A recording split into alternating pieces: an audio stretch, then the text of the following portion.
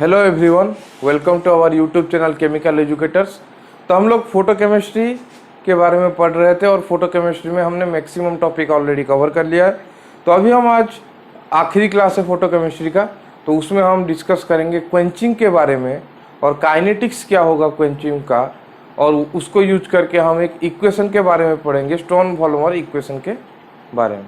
ठीक है, stone Volmer equation से आपके एग्जाम में क्वेश्चन आता है, तो उसके बारे में थोड़ा सा पढ़ेंगे हम। उसके बाद थोड़ा सा हम फोटोकेमिकल रिएक्शन क्या होता है उसके बारे में थोड़ा सा ही हम पढ़ेंगे, ज़्यादा है नहीं।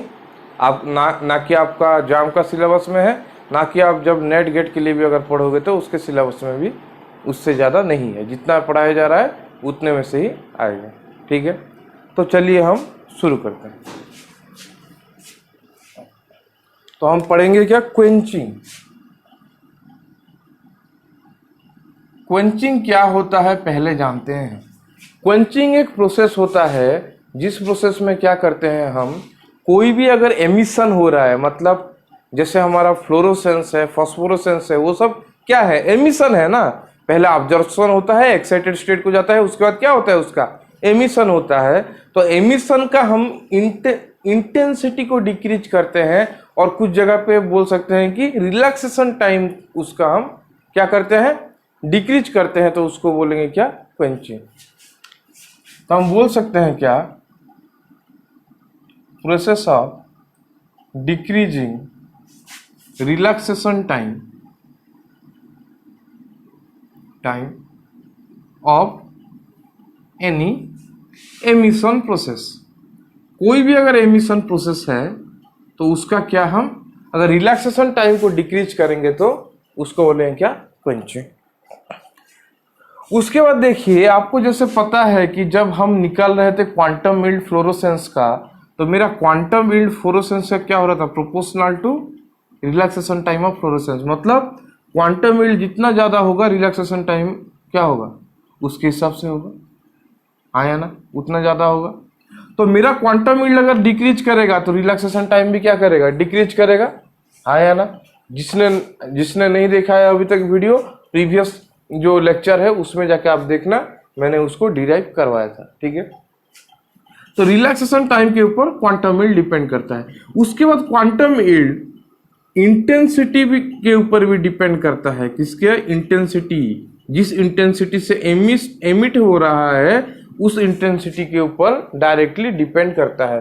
मतलब अगर हम रिलैक्सेशन टाइम को डिक्रीज कर रहे हैं तो मेरा इंटेंसिटी ऑफ एमिशन भी क्या होगा, डिक्रीज होगा। तो मैं बोल सकता हूं कि process of decreasing intensity of any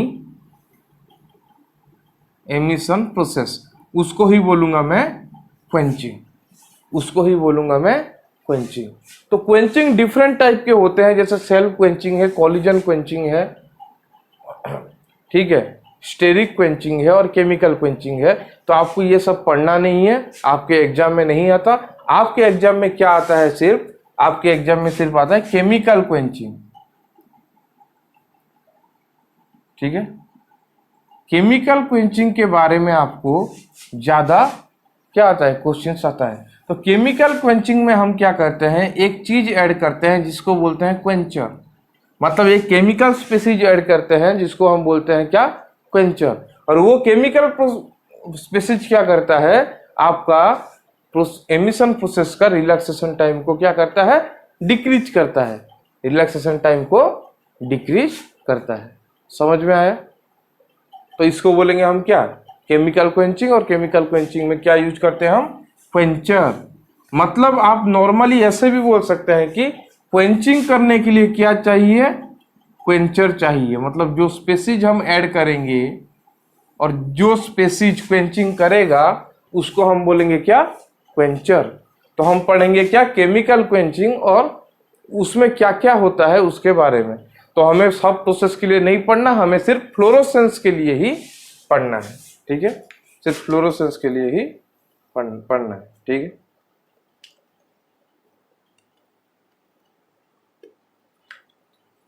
तो हम बोल सकते हैं कि species which decreases relaxation time of emission process is called, क्या बोल सकते हैं, क्वेंचर।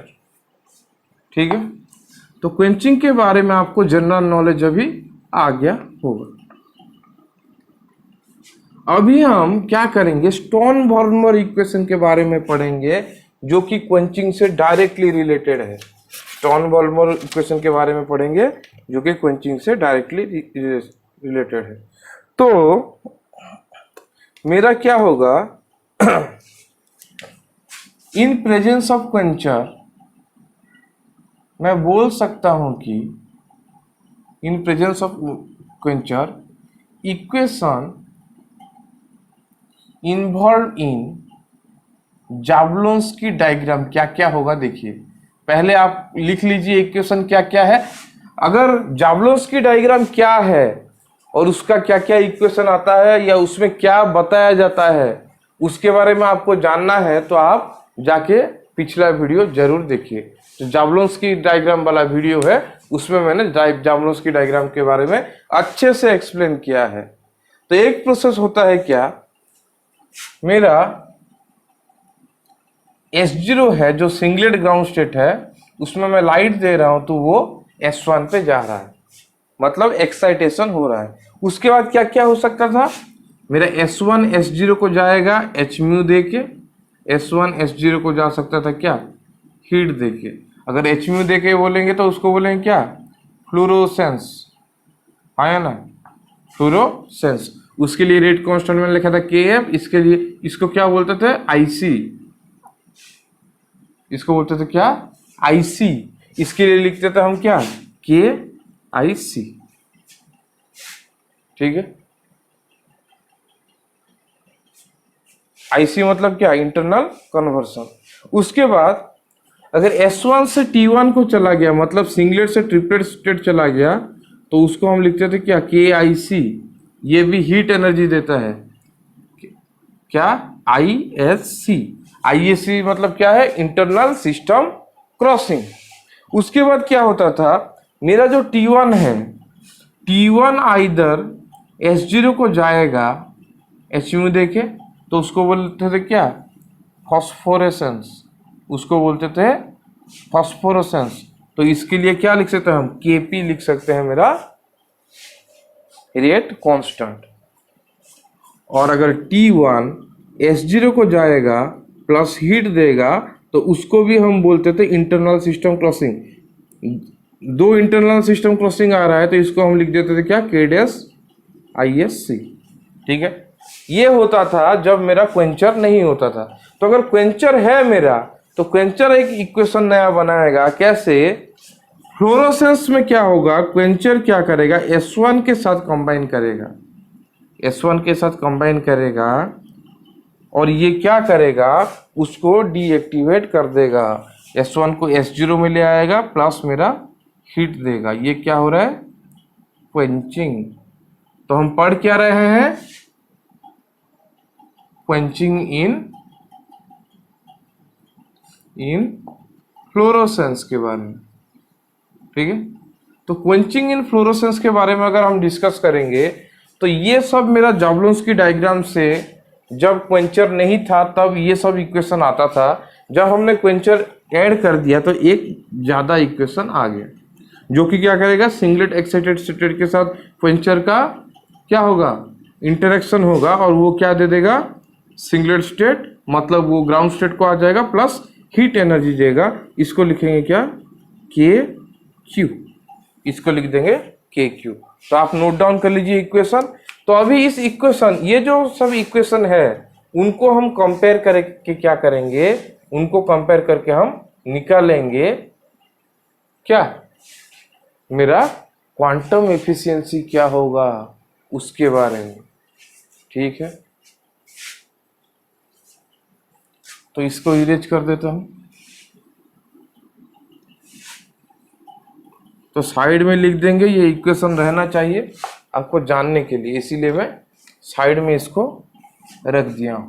ठीक है, तो अभी देखिए कि मेरा स्टोन वॉल्मर इक्वेशन क्या कहता है।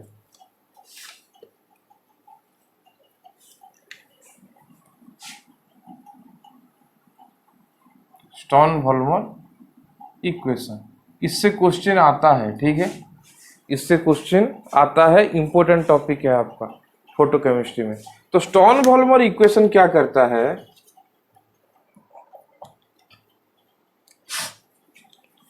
इट कोरिलेट्स रेशियो ऑफ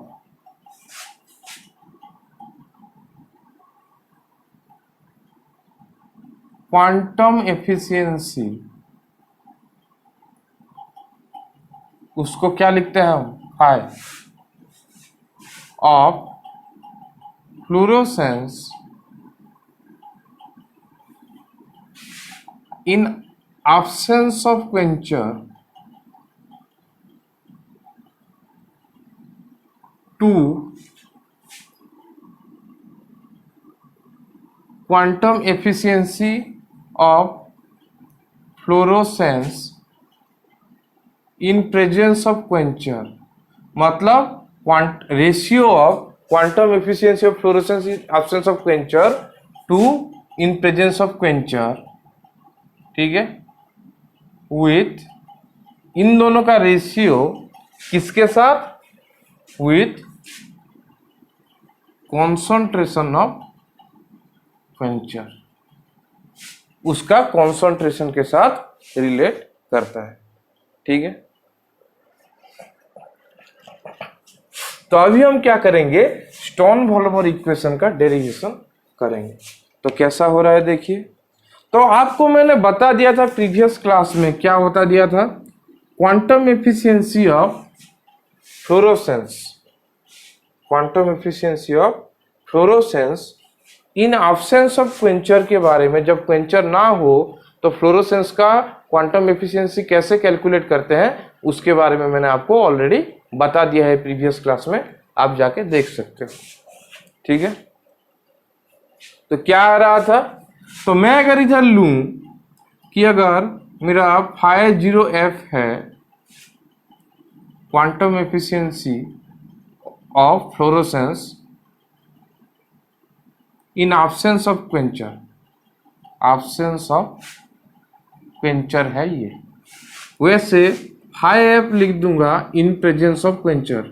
अगर क्वेंचर प्रेजेंट है तो इसका क्वांटम एफिशिएंसी क्या होगा, फाई f नॉट हो रहा है, और क्वेंचर अगर प्रेजेंट है उसका हो रहा है फाई f, ठीक है। तो उनका रेशियो का रिलेशन हमें कॉन्सेंट्रेशन ऑफ क्वेंचर के साथ निकालना है, मतलब Q के साथ निकालना है। वो कैसे निकालेंगे देखिए, उसके लिए हमें इन दोनों का वैल्यू जानना बहुत ही जरूरी है, हाँ या ना। तो आपको पता है quantum efficiency of fluorescence in absence of Quencher, मतलब जब क्वेंचर नहीं होगा, मतलब ये लास्ट वाला इक्वेशन नहीं होगा, जब इतना ही इक्वेशन होगा तब क्या हो रहा था, याद कीजिए, याद कीजिए, थोड़ा सा याद कीजिए, जल्दी जल्दी याद कीजिए।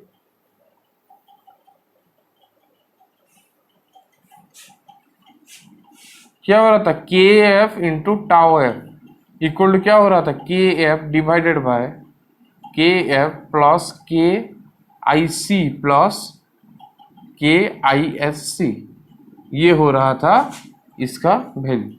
तो आपको ये पता चल गया। तो अभी मुझे क्या निकालना है, इन प्रेजेंस ऑफ क्वेंचर क्या होगा। तो इन प्रेजेंस ऑफ क्वेंचर निकालने के लिए मैं क्या करूंगा, इसको मैं इक्वेशन 1 दे दिया, छोड़ो।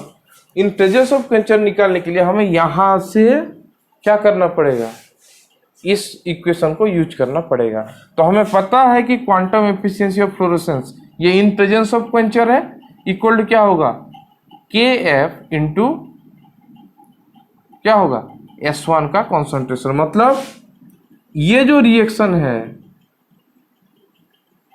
ये जो रिएक्शन है, कौन सा रिएक्शन है, ये वाला जो फ्लोरोसेंस का रिएक्शन है, वो डिवाइडेड बाय क्या होगा, डिवाइडेड बाय मेरा होगा क्या, इंटेंसिटी ऑफ ऑब्जर्प्शन, और हम इसको क्या बोलते हैं, rate of fluorescence divided by intensity of absorption. Rate of fluorescence divided by क्या बोलते हैं, इंटेंसिटी ऑफ ऑब्जर्प्शन भी बोलते हैं, ठीक है। यहां तक तो सबको समझ में आ गया होगा, ठीक है, ये कैसे निकला है उसके लिए आपको पिछला क्लास देखना ही पड़ेगा जरूर। तो ये हमें निकालना है, तो उसके लिए हमें S1 का निकालना पड़ेगा वैल्यू, क्योंकि S1 क्या हो रहा है, S1 बन भी रहा है और डिकम्पोज भी हो रहा है या ना। तो S1 के ऊपर हम क्या करेंगे, स्टेडी स्टेट अप्लाई करेंगे। तो applying SSA on S1 we get, हमें क्या मिलेगा, rate of formation of S1, rate of formation किसका, S1 equal to rate of deformation of S1, है ना। तो rate of formation of S1 कहाँ पे हो रहा है, पहला वाला इक्वेशन में हो रहा है। तो इसको हम क्या लिखेंगे, IABS, क्योंकि यहाँ पे जो h म्यू है मतलब क्या है, यहाँ पे कुछ इंटेंसिटी ऑब्जर्व हो रहा है, जिसको हमने IABS लिया है, जितना हमारा लाइट ऑब्जर्व हो रहा है। तो इसीलिए वो सिर्फ लाइट के ऊपर ही डिपेंड करेगा और किसी के ऊपर डिपेंड करेगा ही नहीं। तो IABS इक्वल टू हम क्या लिखेंगे, रेट ऑफ डिफॉर्मेशन, डिफॉर्मेशन कहाँ कहाँ हो रहा है, यहाँ पे 1 2 3 4 जगह पे। तो लिख सकते हैं, एक होगा क्या, KF इंटू S1 होगा कॉन्सेंट्रेशन, दूसरा क्या होगा,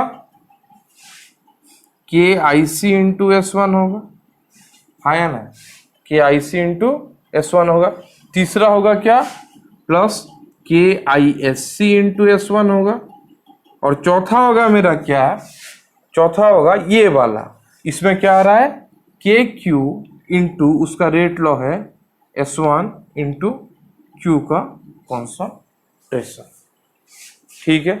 तो rate of formation equal to हमने रेट ऑफ डिफॉर्मेशन कर दिया है।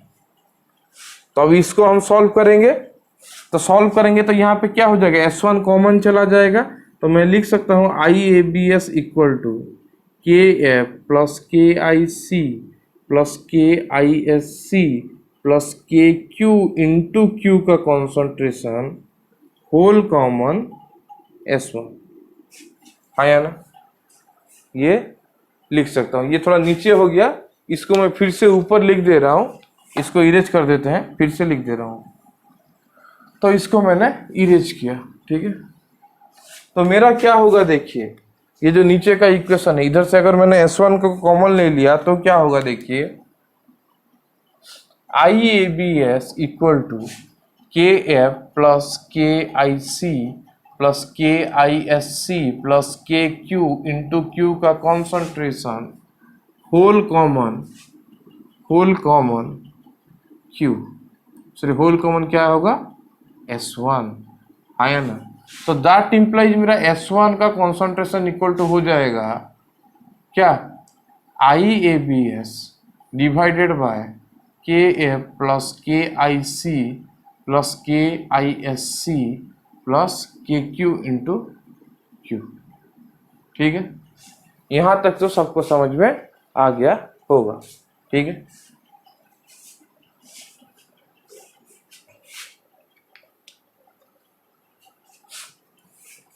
तो अभी सब नीचे को इरेज कर देता हूं मैं। तो उससे अगर हम आगे बढ़ेंगे तो क्या होगा, मेरा in presence of quencher quantum yield equal to हो जाएगा KF S1 divided by IABS। S1 के जगह ये वाला वैल्यू पुट कर दो तो क्या हो जाएगा, KF by IABS into IABS divided by KF plus KIC plus KISC plus KQ into Q का कॉन्सेंट्रेशन, ठीक है। ये कैंसल आउट हो गया। तो quantum efficiency of fluorescence equal to हो गया KF divided by KF plus KIC plus KISC plus KQ Q का कॉन्सेंट्रेशन, ठीक है।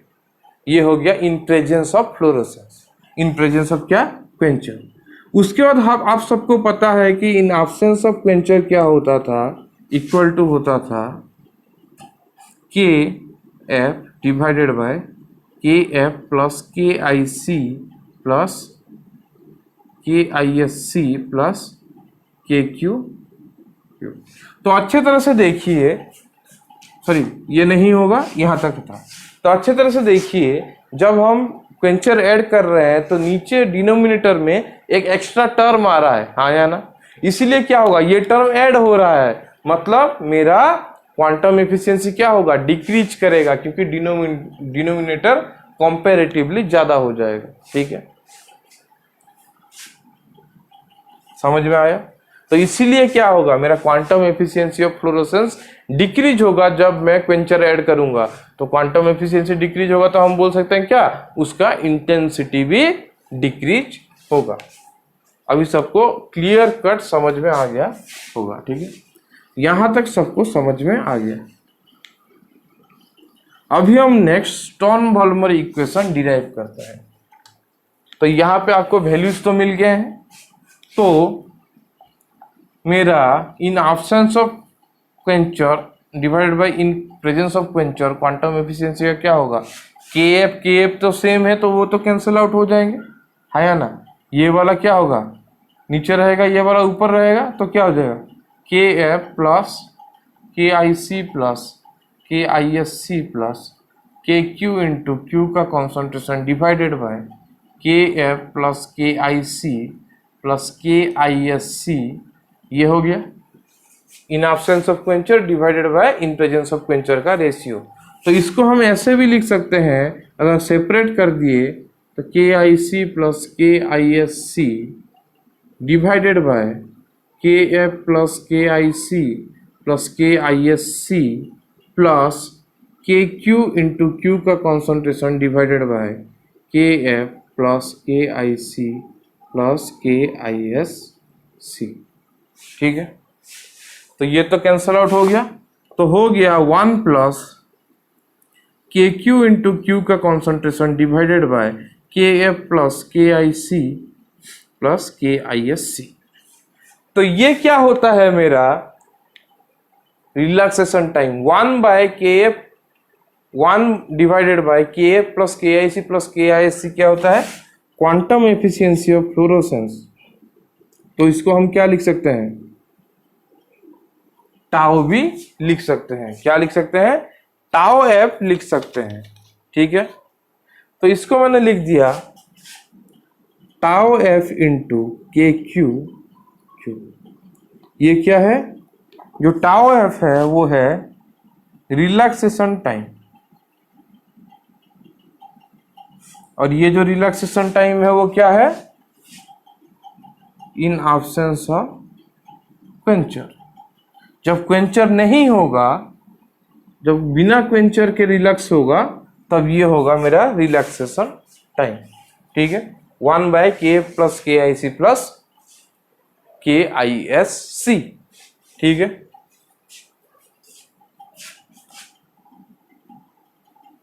तो इसको मैं लिख सकता हूं F by F equal to ये होगा। तो मेरा जो ये इक्वेशन मुझे बोला, मेरा जो ये इक्वेशन मुझे मिला, उसको ही बोलते हैं क्या, इसको ही बोलते हैं स्टोन वॉल्मर इक्वेशन। इस इक्वेशन को ही बोलते हैं स्टोन वॉल्मर इक्वेशन। तो आप यहां तक नोट डाउन कर लीजिए, उसके बाद हम आगे पढ़ेंगे।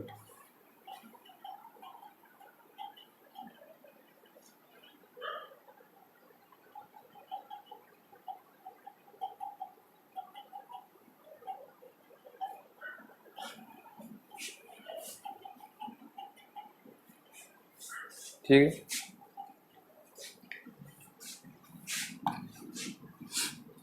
तो मुझे स्टोन वॉल्मर इक्वेशन मेरा मिल गया है। अभी मुझे बोला है ग्राफ प्लॉट करने के लिए, किसका किसका, मुझे ग्राफ प्लॉट करने के लिए बोला है स्टोन वॉल्मर ग्राफ। ठीक है, तो इसको मैं क्या लिख सकता हूं, मेरा जो के क्यू इंटू टाउ एफ है, के क्यू इंटू टाउ एफ है, उसको मैं लिख सकता हूं एफ इक्वल टू 1 प्लस के एस भी इंटू क्यू। ठीक है, क्या इक्वेशन ये है, स्टोन वॉल्मर, हाँ या ना। कौन सा इक्वेशन है, स्टोन वॉल्मर इक्वेशन है।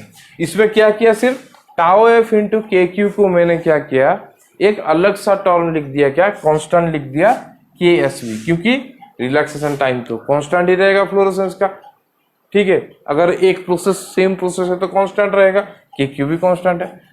तो यहाँ पे KSV का वैल्यू क्या है, where KSV equal to KQ into tau F, आया ना, KQ इंटू क्या टाउ एफ, मतलब relaxation time in absence of quencher, ठीक है। तो KSV को हम बोलते हैं क्या, स्टोन-वोल्मर कांस्टेंट, इसको क्या बोलते हैं हम, स्टोन-वोल्मर कांस्टेंट। तो मुझे अगर दिया है ग्राफ प्लॉट करने के लिए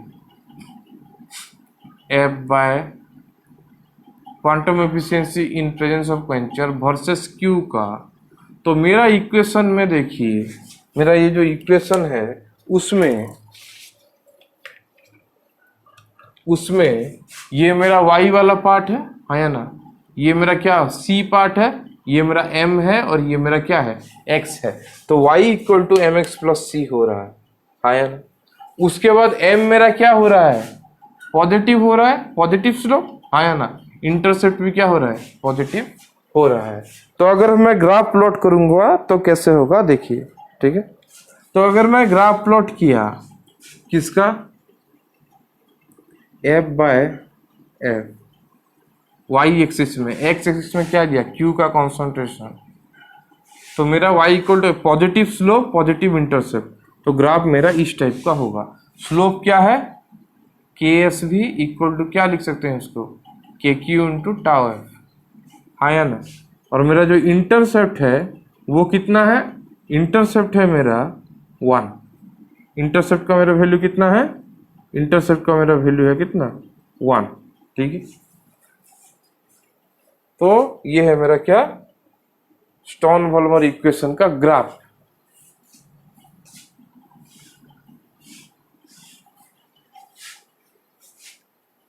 ठीक है। तो यहाँ पे हमारा क्वेंचिंग में जो जो आना चाहिए, जो आपके क्वेश्चन में आ सकता है, वो हमने पढ़ लिया। ये स्टोन-वोल्मर इक्वेशन बहुत ही इंपॉर्टेंट है, अभी आप नोट डाउन कर लीजिए, उसके बाद मैं आपको एक प्रॉब्लम भी सॉल्व करवा रहा हूँ उसको बेस कर, ठीक है।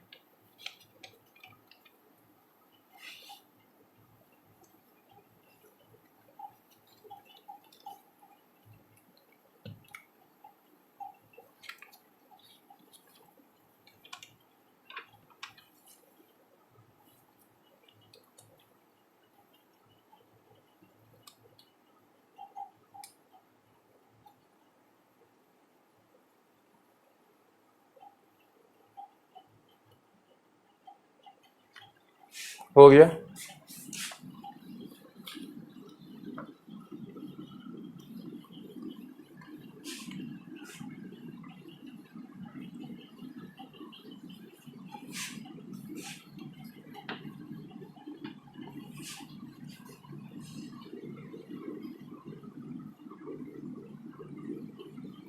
तो क्वेश्चन एक है, अच्छा क्वेश्चन है एक, लिखिए।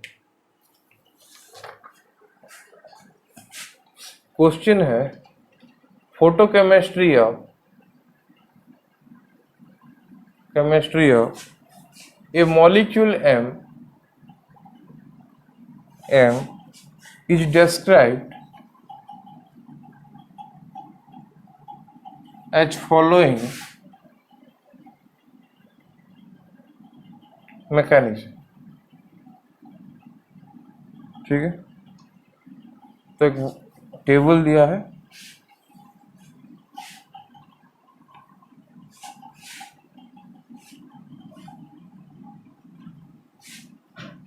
एक नंबर है एलिमेंटरी प्रोसेस,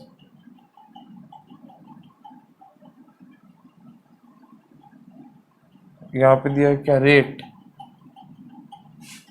एक प्रोसेस दिया है M plus H mu gives rise to M star, इसके लिए रेट दिया है IABS। मतलब आपका क्वेश्चन में कितना इजी किया है देखिए, आपके लिए सब गिवन दे दिया है। सेकंड में है M स्टार जो है उसके साथ कोई Q रिएक्ट कर रहा है, मतलब Q मतलब आप जानना क्वेंचर है, तो क्वेंचर क्या करता है, एक्साइटेड मॉलिक्यूल को फिर से डीएक्टिवेट कर देता है, मतलब ग्राउंड स्टेट को ले आता है, इसलिए मैंने ऐसे करके लिख दिया है, ठीक है। ये हो रहा है K2 Q का कॉन्सेंट्रेशन इंटू m स्टार का कॉन्सेंट्रेशन। उसके बाद थर्ड वाला में दिया है m star giving rise to m plus h min, मतलब फ्लोरोसेंस दिया है, एक तरह से बोल सकते हैं 0.2 m स्टार, ठीक। तो ये कौन सा स्टेप है बता दे रहा हूं, क्योंकि मैं तो सॉल्व कर दूंगा ना। ये फ्लोरोसेंस स्टेप है, ठीक है। ये दिया है क्वेश्चन में, ये रिएक्शन दिया है। उसके बाद क्वेश्चन में लिखा है कि द इंटरसेप्ट एट Q का concentration 0 is 4 for 1/IF versus Q plot, 1/IF versus Q plot, ठीक है।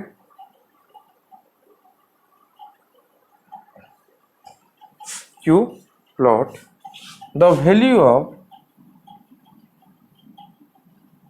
IABS each, मतलब जो इंटेंसिटी से ऑब्जर्व हो रहा है उसका इंटेंसिटी ऑफ ऑब्जर्वेशन क्या होगा। ए ऑप्शन दिया है 4, बी ऑप्शन दिया है 0.25, सी ऑप्शन दिया है 20, डी ऑप्शन दिया है क्या 0.8। तो आप क्वेश्चन नोट डाउन कर लीजिए, उसके बाद मैं इसका सॉल्व करता हूं। कैसे इस टाइप का क्वेश्चन को हम सॉल्व करेंगे देखिए।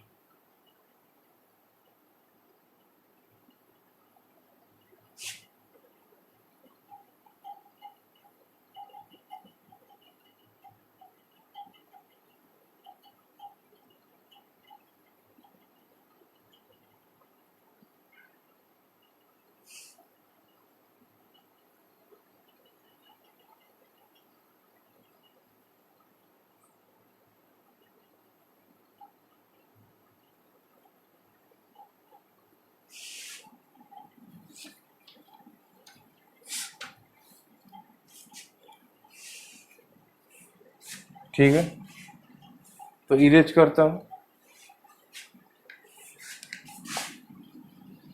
तो सॉल्यूशन कैसे करेंगे देखिए। सॉल्यूशन में मुझे 1/IF कौन सा ग्राफ दिया है, 1/IF वर्सेस Q का ग्राफ दिया है, तो मुझे उसके टर्म्स में निकालना पड़ेगा। तो देखिए ये स्टेप मेरा फ्लोरोसेंस हो रहा है, तो मेरा rate of fluorescence equal to क्या होगा 0.2 m स्टार। तो मेरा रेट ऑफ फ्लोरोसेंस जो होता है वही मेरा इंटेंसिटी ऑफ फ्लोरोसेंस भी होता है, हाँ या ना, क्योंकि रेट जैसा जितना होगा इंटेंसिटी भी उसके हिसाब से होगा, हाँ या ना। तो ये जो रेट ऑफ फ्लोरोसेंस है उसको हम इंटेंसिटी ऑफ फ्लोरोसेंस भी बोल सकते हैं और फ्लोरोसेंस इंटेंसिटी भी बोल सकते हैं, मतलब यही मेरा IF है। पहले तो ये हमें मिल गया। तो उसके बाद देखिए ये जो इक्वेशन है उसमें IF इक्वल टू क्या है, दैट इम्प्लाइज हम लिख सकते हैं 0.2 m स्टार है। तो मेरा जो m स्टार है वो एक एक्साइटेड स्पेसीज है और एक अनस्टेबल स्पेसीज है, तो उसके लिए हमें क्या अप्लाई करना पड़ेगा, बोला था जब कोई अनस्टेबल स्पेसीज रहेगा उसके लिए क्या करना पड़ेगा, SSA अप्लाई करना पड़ेगा। तो मैं अप्लाई करूंगा क्या, SSA, applying SSA for m star. तो SSA अगर m स्टार के लिए अप्लाई किया तो मैं बोल सकता हूँ rate of formation of m star equal to क्या होगा, rate of deformation of m star हो जाएगा, हाँ या ना। तो रेट ऑफ फॉर्मेशन, तो m स्टार का फॉर्मेशन कहाँ पे हो रहा है, यहाँ पे हो रहा है, उसका रेट क्या है IABS है, यहाँ पे गिवन है। डिफॉर्मेशन कहाँ कहाँ हो रहा है, इधर और इधर, तो दोनों का रेट गिवन है, तो लिख देना है हमें सिर्फ K2Q क्या है m स्टार है एक का, दूसरे का क्या दिया है, दूसरे का दिया है 0.2 m स्टार। यहां तक सबको समझ में आ गया, हाँ या ना। इसको हमने यूज करके ये वाला इक्वेशन देखा, m स्टार के जगह पे हमने SSA अप्लाई किया m स्टार को, तो rate of formation of m star equal to rate of deformation of m star, ठीक है। बहुत आपको एसएससी में क्वेश्चन मैंने करवा दिया है, डाउट तो नहीं रहना चाहिए। तो यहां तक सबको समझ में आ गया होगा। तो यहां से मैं क्या कर सकता हूं, एम स्टार को अगर कॉमन लिया तो मेरा आ जाएगा क्या, I A B S equal to K two Q का कॉन्सेंट्रेशन प्लस 0.2 क्या हो गया, एम स्टार का concentration. That implies M star का कॉन्सेंट्रेशन क्या हो जाएगा, I A B S divided by K two Q plus 0.2। K two Q plus क्या होगा, 0.2 होगा। ठीक है, तो अभी हम क्या करेंगे, मेरा इक्वेशन था आई एफ का क्या था 0.2 इंटू एम स्टार था। यहाँ पे एम स्टार का वैल्यू पुट कर देंगे तो क्या हो जाएगा 0.2 I A B S divided by K two Q का कॉन्सेंट्रेशन प्लस 0.2 होगी, आया ना। दैट इम्प्लाइज मैं लिख सकता हूँ 1 बाय आई एफ का मतलब आई एफ का वैल्यू हो जाएगा K two Q plus 0.2 divided by 0.2 I B S.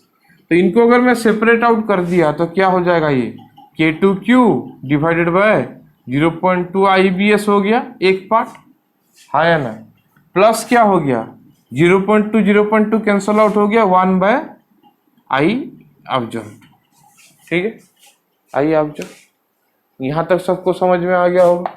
तो ये मुझे मिल गया। तो मुझे क्वेश्चन में क्या दिया है, मुझे क्वेश्चन में क्या दिया है, देखिए मुझे क्वेश्चन में दिया है कि मैं जब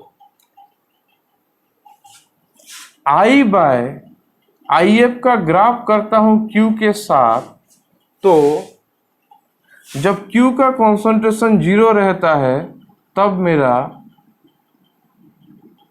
मेरा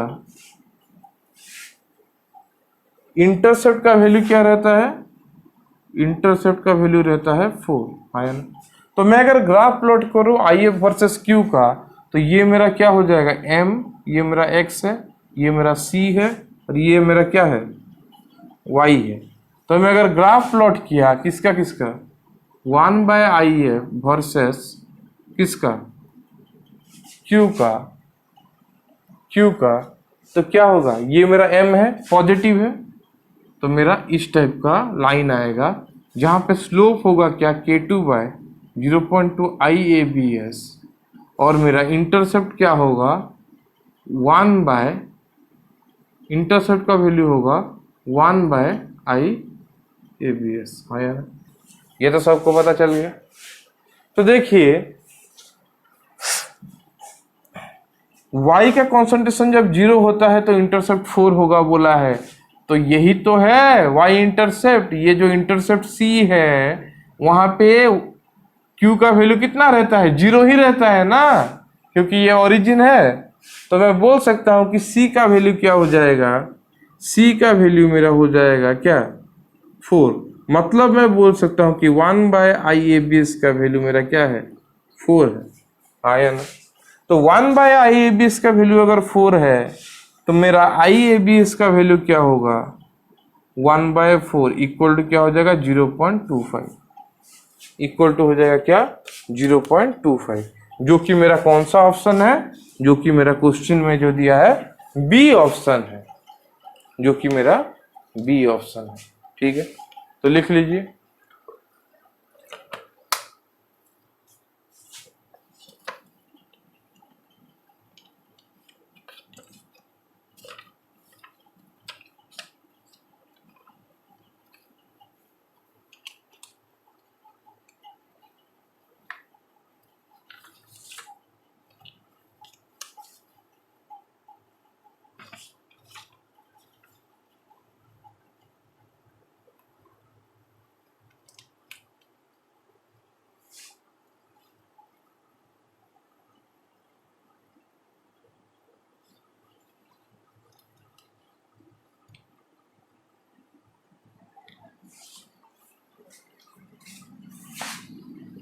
समझ में आया।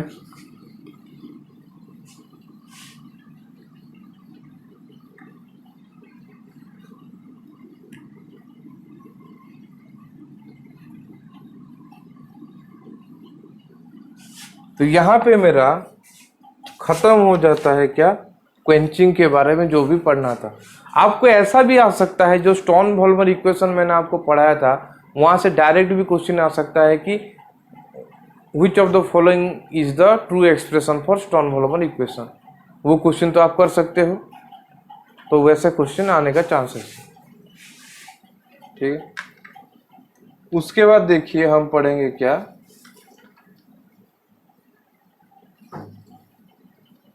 फोटोकेमिकल रिएक्शन के बारे में। किसके बारे में? फोटोकेमिकल रिएक्शन के बारे में। ठीक है, तो फोटोकेमिकल रिएक्शन जो होता है मतलब क्या है, जो भी मेरा केमिकल रिएक्शन है जिसमें लाइट का इन्वॉल्वमेंट होगा, मतलब लाइट अगर उस रिएक्शन को स्टार्ट करेगा, लाइट अगर उस रिएक्शन को इंड्यूस करेगा, तो उसको बोलेंगे क्या, फोटोकेमिकल रिएक्शन। जैसे आपको पहले ही बताया था, तो अगर रिएक्टेंट मॉलिक्यूल एक है, उसमें लाइट गिरता है तो उसका क्या होता है, एक्साइटेशन होता है, आया ना। उसके बाद वो दो टाइप का चेंज दे सकता है, आइदर लाइट एमिट कर सकता है, नहीं तो प्रोडक्ट फॉर्मेशन कर सकता है। अगर लाइट एमिट करके फिर से उसने ए दे दिया तो इसको बोलेंगे क्या, फोटोफिजिकल चेंज। और अगर प्रोडक्ट फॉर्म किया तो उसको बोलेंगे क्या, फोटोकेमिकल चेंज।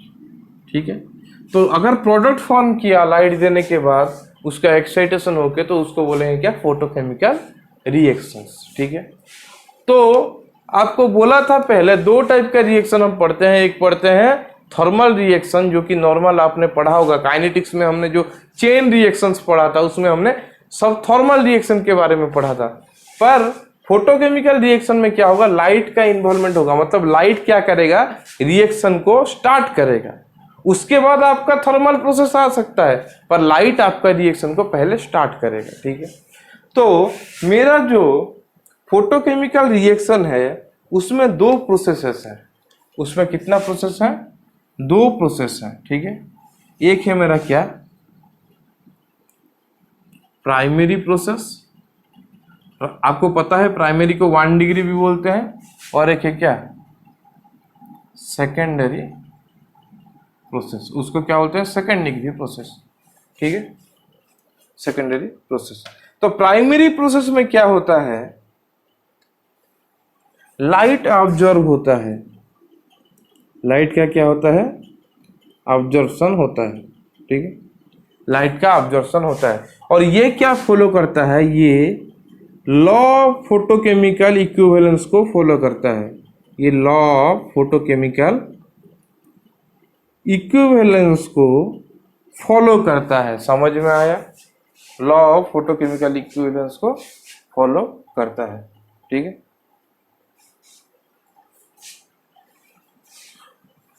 तो जो प्राइमरी प्रोसेस में जो लाइट ऑब्जर्व कर रहा है, तो वो लाइट ऑब्जर्व क्या करेगा, लाइट ऑब्जर्व जो होगा वो करेगा इलेक्ट्रॉन का एक्साइटेशन, इलेक्ट्रॉन्स का क्या करेगा, एक्साइटेशन करेगा। ठीक है, इलेक्ट्रॉन का एक्साइटेशन करेगा जो लाइट ऑब्जर्व हो रहा है,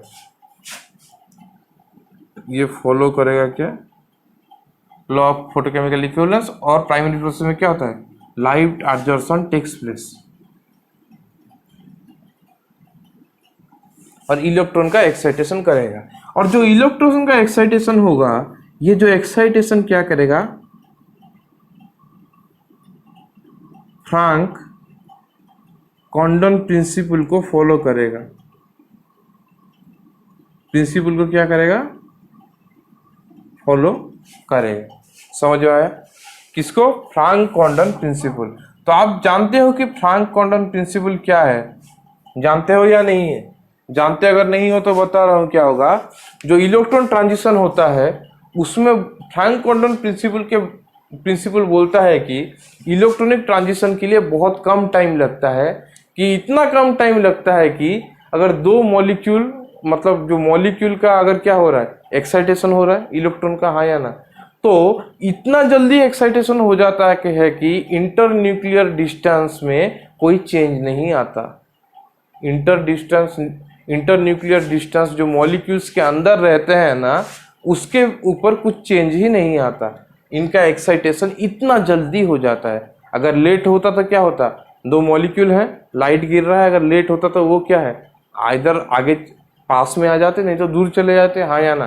पर फ्रैंक कोंडोन प्रिंसिपल बोलता है कि इलेक्ट्रॉन का जो एक्साइटेशन होगा वो इतना जल्दी हो जाएगा कि internuclear distance between molecules remains unchange throughout the process. ठीक है, ये है मेरा फ्रैंक कोंडोन प्रिंसिपल। उसके बाद आते हैं हम फोटो केमिकल प्रोसेस में। ठीक है, फोटोकेमिकल प्रोसेस का क्या, सेकेंडरी प्रोसेस में। तो सेकेंडरी प्रोसेस क्या बोलता है, इसमें क्या होगा, इसमें होगा कि ये जो प्राइमरी प्रोसेस में जो प्रोडक्ट फॉर्म हुआ होगा वो सेकेंडरी प्रोसेस में थर्मल रिएक्शन करेगा। मतलब product form in primary process undergoes thermal reactions. मतलब जो प्राइमरी प्रोसेस में जो मेरा एक्साइटेड मॉलिक्यूल फॉर्म हुआ है वो क्या करेगा, थर्मल रिएक्शन में पार्टिसिपेट करेगा, तो ही दोनों मिलके क्या हो गया, फोटोकेमिकल रिएक्शन हो गया। समझ में आया। तो पहला काम क्या करेगा, प्राइमरी प्रोसेस एक्साइटेशन करेगा, सेकेंडरी प्रोसेस क्या करेगा, उसको रिएक्शन करवाएगा। तो ये जो प्राइमरी प्रोसेस है उसके बाद जो सेकेंडरी प्रोसेस आ रहा है, सेकेंडरी प्रोसेस में क्या हो सकता है, वन स्टेप हो सकता है। इसमें क्या क्या हो सकता है, वन स्टेप भी हो सकता है और मोर देन वन स्टेप भी हो सकता है, मतलब मल्टीपल स्टेप भी हो सकता है और चेन रिएक्शन भी हो सकता है। समझ में आया।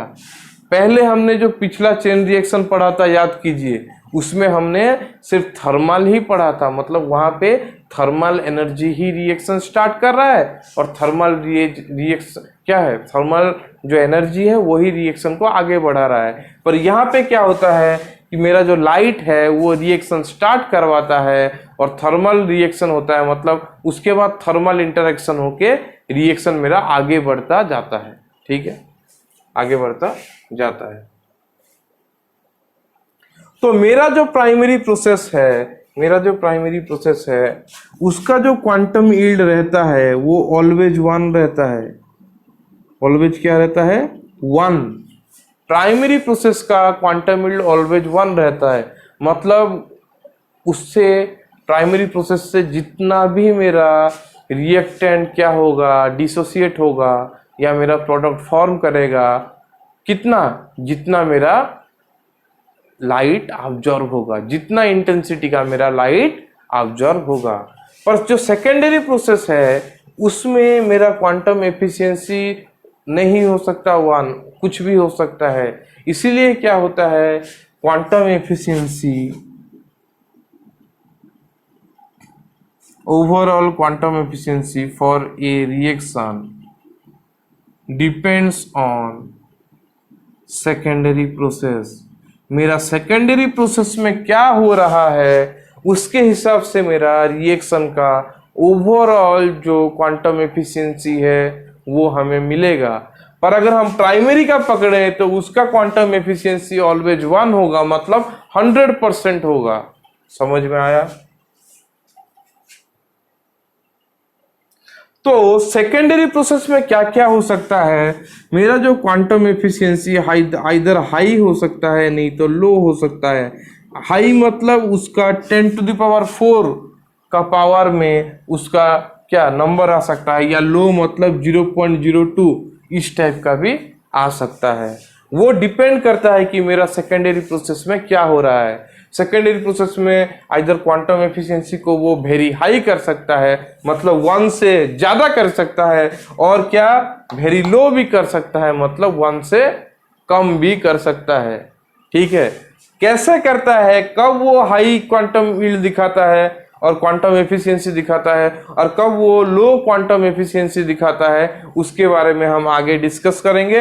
पहले आप इसको ऐसे शॉर्ट करके, मैंने जैसे शॉर्ट हैंड में लिखा है वैसा ही लिख दो, क्योंकि आपको अल्टीमेटली समझना है। आपको जैसा पसंद हो वैसा आप लिख सकते हो। समझ तो गए होगे।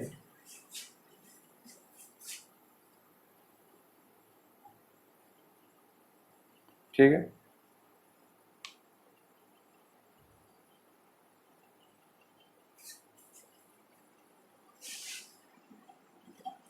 यहां तक सबको समझ में आ गया। तो एक एग्जाम्पल हम पकड़ लेते हैं। देखिए, अगर मैंने एक एग्जाम्पल पकड़ा कि एग्जाम्पल में मेरा दिया है, एग्जाम्पल में दिया है एच आई का डिकम्पोजिशन। तो मेरा एच आई का जब डिकम्पोजिशन होगा तब पहला स्टेप में लाइट देने से वो H प्लस आई हो रहा है। ठीक है, लाइट देने से वो क्या हो रहा है, H प्लस आई हो रहा है। देन क्या हो रहा है, मेरा जो H है फिर से एच आई के साथ रिएक्ट करके H2 प्लस आई रेडिकल दे रहा है। ठीक है, देन क्या होता है, इसको बोलते हैं क्या, चेन प्रोपगेशन। उसके बाद I प्लस आई मिलके मेरा I2 देके चेन को टर्मिनेट कर रहे हैं। इस टाइप का रिएक्शन हो सकता है। तो ये जिसमें लाइट एब्जॉर्ब हुआ इसको बोलेंगे क्या, प्राइमरी प्रोसेस। और जहां पे मेरा थर्मल रिएक्शन हुआ उसको हम बोलेंगे क्या, सेकेंडरी प्रोसेस। तो इसको हम बोलेंगे प्राइमरी प्रोसेस और इन दोनों को हम बोलेंगे क्या, सेकेंडरी प्रोसेस। समझ में आ गया होगा। और एक चीज पॉइंट नोट कर दीजिए, मैं भूल गया था बोलना आपको, पिछला क्लास में मुझे बोलना चाहिए, मैंने भूल गया था। लिख लीजिए कि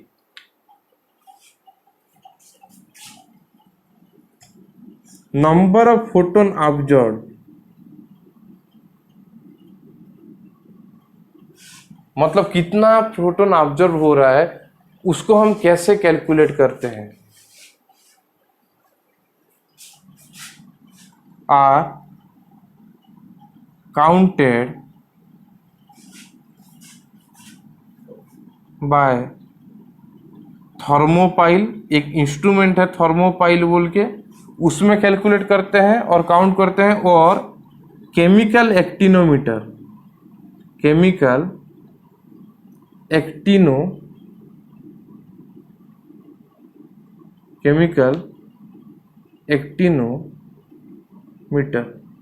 इधर हम थर्मोपाइल यूज करते हैं नहीं तो केमिकल एक्टिनोमीटर यूज करते हैं। अच्छी तरह से इसको स्टार मार्क देके लिख लीजिए, क्योंकि आपका DU SU जैसे एग्जाम में इस टाइप का क्वेश्चन भी आ सकता है कि we can calculate number of photon observe by using which instrument. तो उसमें क्या क्या है, थर्मोपाइल दिया होगा तो सही होगा, नहीं तो केमिकल एक्टिनोमीटर, इन दोनों में से कोई एक दिया होगा तो आंसर सही होगा। ठीक है,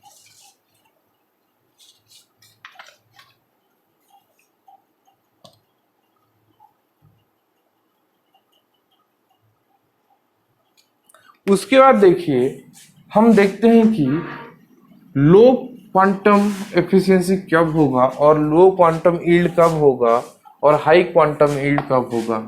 क्वांटम एफिशिएंसी मतलब क्वांटम यील्ड भी उसे बोलते हैं। ठीक है, ये आप जान लीजिए कि कब कब होगा। तो पहले हेडिंग दीजिए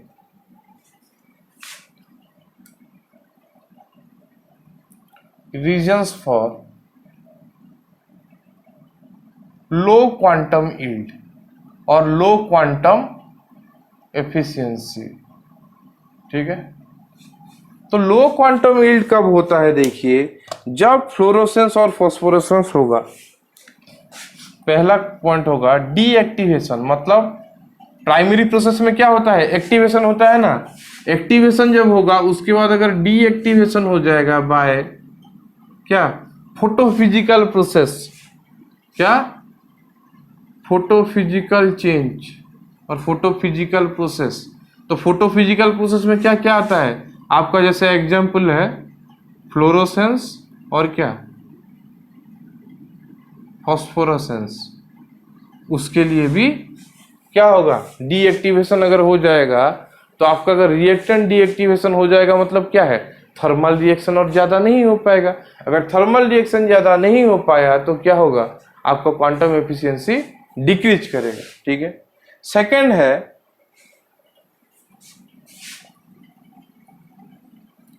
deactivation due to due to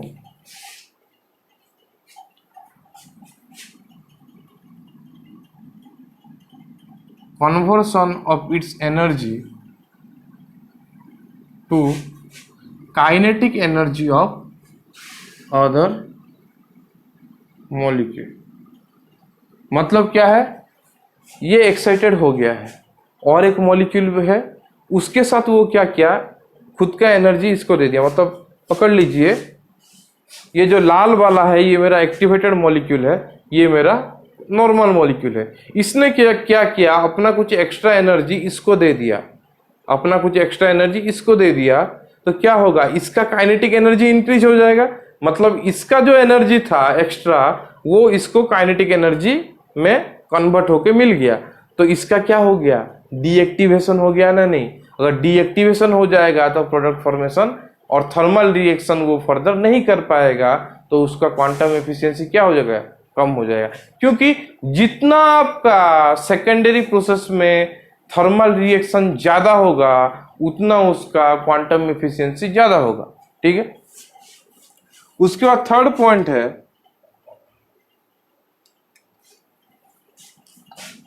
if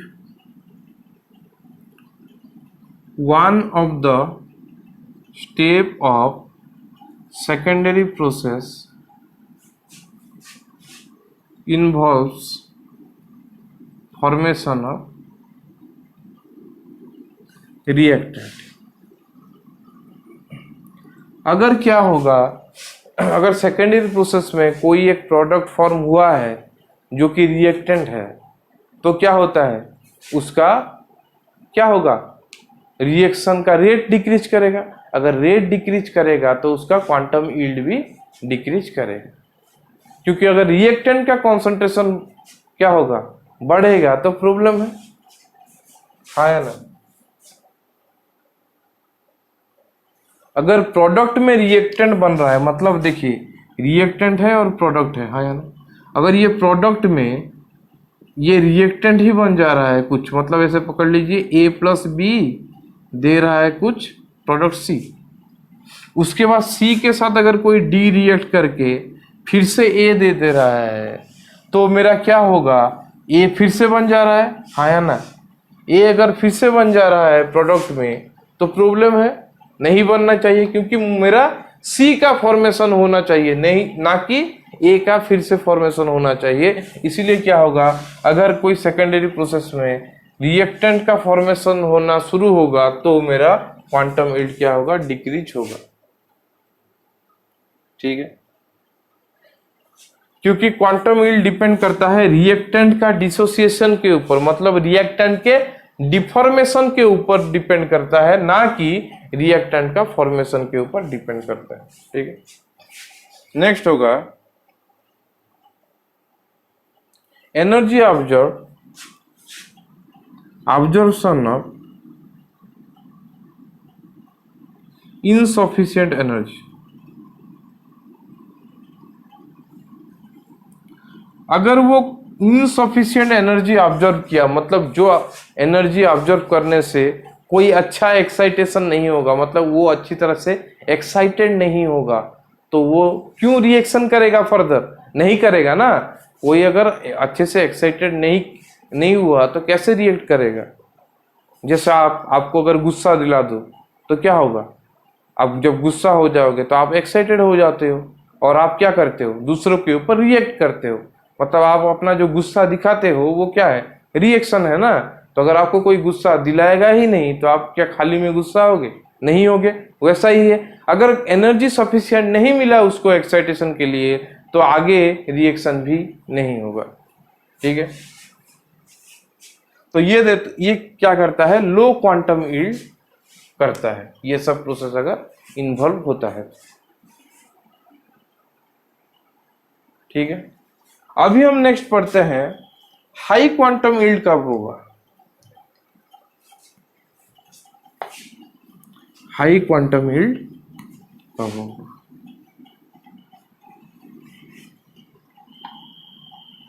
reasons for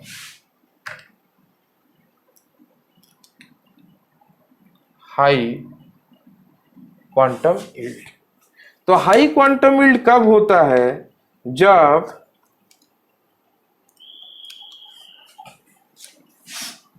due to chain reaction, अगर चेन रिएक्शन होगा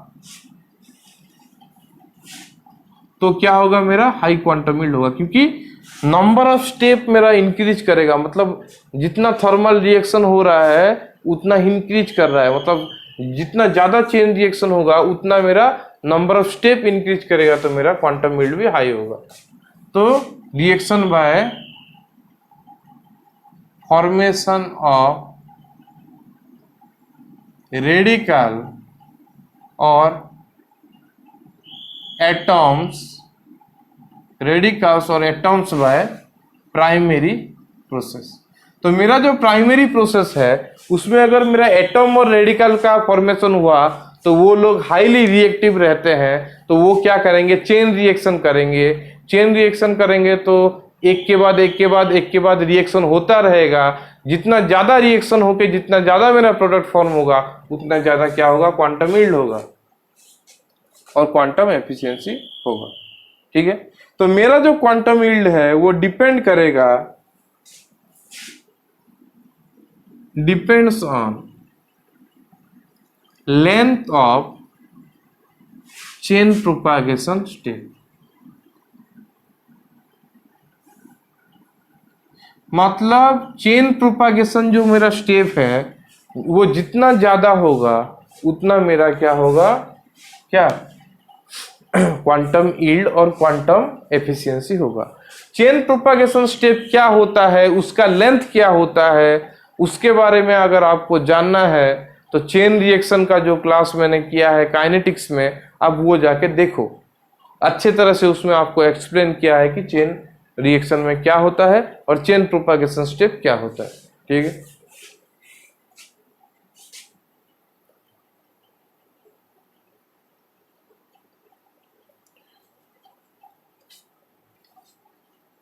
तो देखिए मेरा जो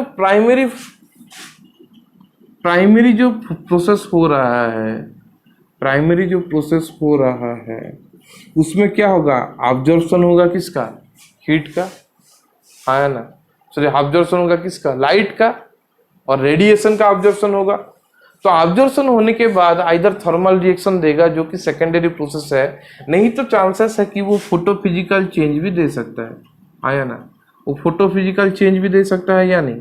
तो जो भी फोटोफिजिकल चेंज आएगा वो सब तो प्राइमरी चेंज ही होगा ना, वो सब प्राइमरी चेंज ही होगा, क्योंकि जब तक थर्मल रिएक्शन हुआ नहीं तब तक मेरा सेकेंडरी स्टेप आया ही नहीं या सेकेंडरी प्रोसेस स्टार्ट ही नहीं हुआ।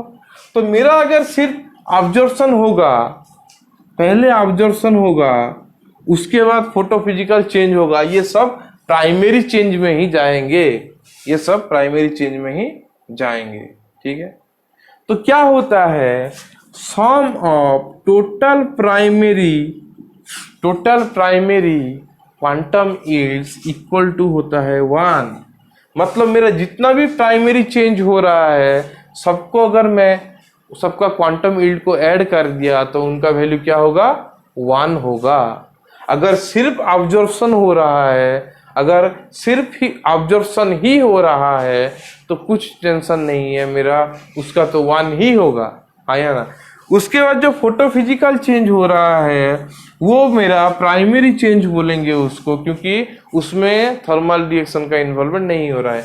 तो ये जो फोटोफिजिकल चेंज है और प्राइमरी चेंज है उसके लिए क्या होगा, उसके लिए मेरा सम ऑफ क्वांटम एफिशिएंसी क्या होगा, इक्वल टू 1 होगा। मतलब फोटोफिजिकल चेंज में अगर मेरा फ्लोरोसेंस हो रहा है, फॉस्फोरेसेंस हो रहा है, इंटरनल सिस्टम क्रॉसिंग हो रहा है या इंटरनल कन्वर्सन हो रहा है, तो मैं बोल सकता हूं कि quantum efficiency of fluorescence plus quantum efficiency of phosphorescence plus quantum efficiency of ISC plus quantum efficiency of IC equal to 1।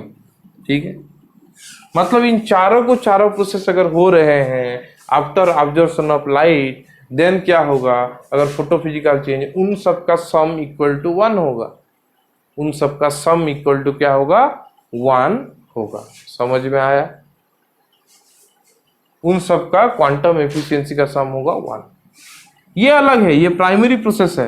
Primary process में क्या हुआ, ऑब्जर्वेशन हुआ, उसके बाद फोटोफिजिकल चेंज हुआ, तो उसको हम बोलेंगे क्या, प्राइमरी चेंज ही बोलेंगे, क्योंकि उसमें थर्मल रिएक्शन नहीं हो रहा है। अगर थर्मल रिएक्शन होता हो अगर, तो उसको हम बोलते हैं क्या, सेकेंडरी चेंज और सेकेंडरी प्रोसेस बोलते। समझ में आया?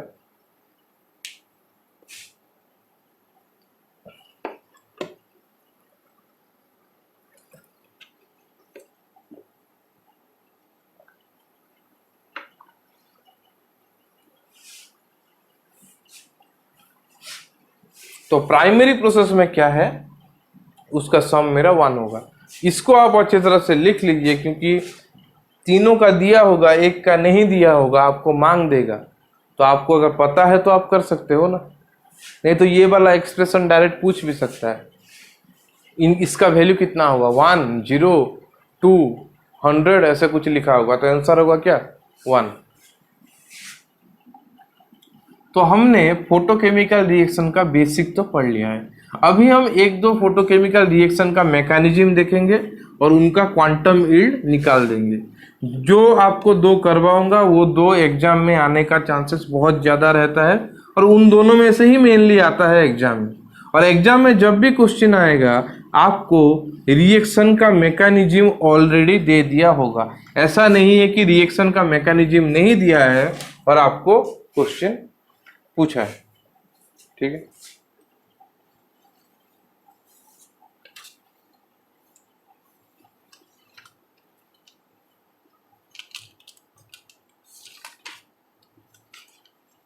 तो क्वेश्चन पहला देखिए, दिया है कि, क्वेश्चन तो नहीं एग्जाम्पल है, एग्जाम्पल में क्या दिया है,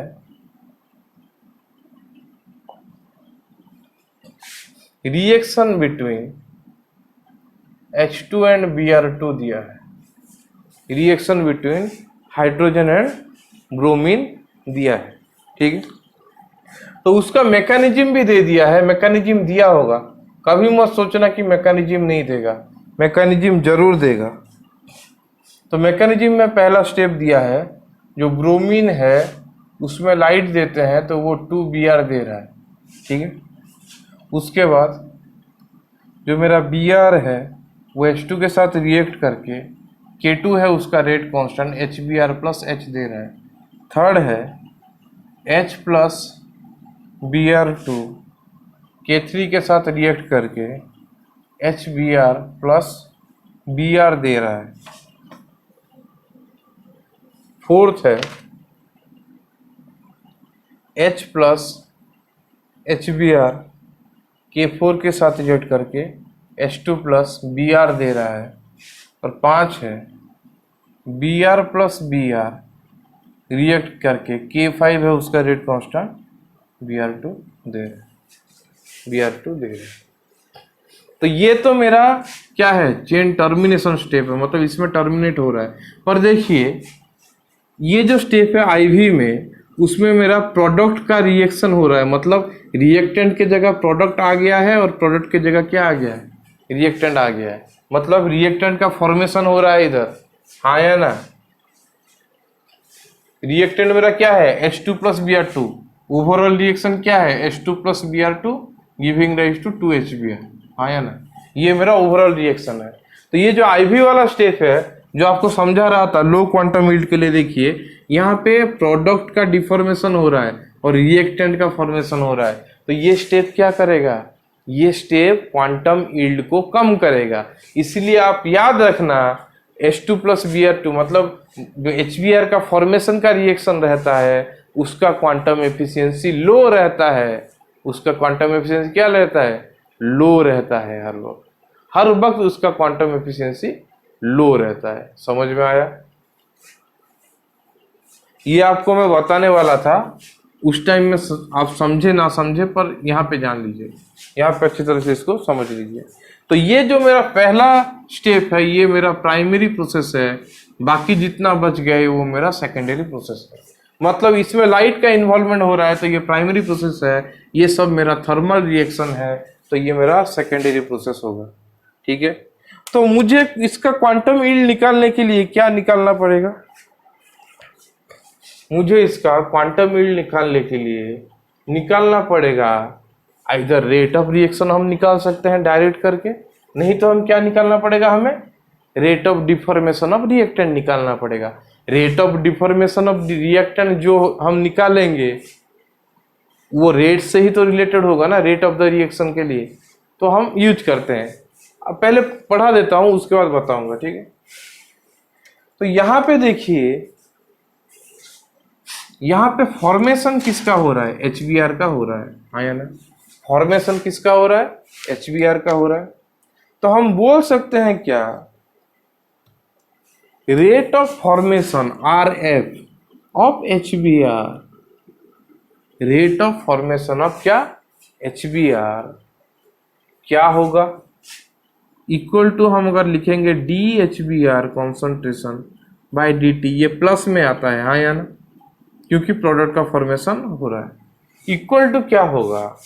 आप देखिए HBr का फॉर्मेशन कहाँ कहाँ पे हो रहा है। देखिए HBr का फॉर्मेशन मेरा इधर हो रहा है और इधर हो रहा है, तो मैं लिखूंगा K2 Br का कॉन्सेंट्रेशन इंटू H2 का कॉन्सेंट्रेशन प्लस K3 H का कॉन्सेंट्रेशन इंटू Br2 का कॉन्सेंट्रेशन, आया ना। इसको मैंने इक्वेशन क्या दे दिया? 1 दे दिया। समझ में आया? तो मेरा देखिए जो rate of formation of HBr है उसको ही मैं कंपेयर करूंगा, क्योंकि आपको पता है half HBr DHBr by DT equal to क्या होता है? माइनस हाफ जो मेरा रिएक्टेंट है dBr2 बाई DT होता है। ये है मेरा क्या? Rate of deformation of reactant, हाँ या ना? Rate of deformation of reactant. और ये मेरा क्या है? रेट ऑफ रिएक्शन है। ये हाफ नहीं है, सॉरी गलती हो गया, सॉरी ये हो गया माइनस dBr2 बाई DT। तो ये है मेरा rate of deformation of reactant. तो मेरा क्वांटम एफिशिएंसी क्या होता है? मैं बोल सकता हूं रेट ऑफ डिफॉर्मेशन ऑफ क्या? रिएक्टेंट डिवाइडेड बाय क्या? इंटेंसिटी ऑफ ऑब्जर्व, आया ना? इंटेंसिटी ऑफ क्या? ऑब्जर्वेशन बोल सकता हूं। तो मुझे इसीलिए rate of deformation of reactant चाहिए। तो मेरा rate of deformation of reactant मुझे कहां से मिलेगा? Rate of deformation of reactant मिलेगा अगर मैं DHBr बाई DT निकाल दिया तो, क्योंकि मैं अगर DHBr बाई DT निकाल दिया तो मेरा रेट ऑफ रिएक्शन भी मुझे मिल जाएगा। तो rate of deformation of reactant जो है उसको यहाँ रेट ऑफ रिएक्शन बोलेंगे या नहीं? इसको यहाँ रेट ऑफ रिएक्शन ही बोलेंगे इस केस में। तो रेट ऑफ रिएक्शन बाय क्या करेंगे? IABS, ये मेरा इसका वैल्यू होगा। समझ में आ रहा है, हाँ या ना?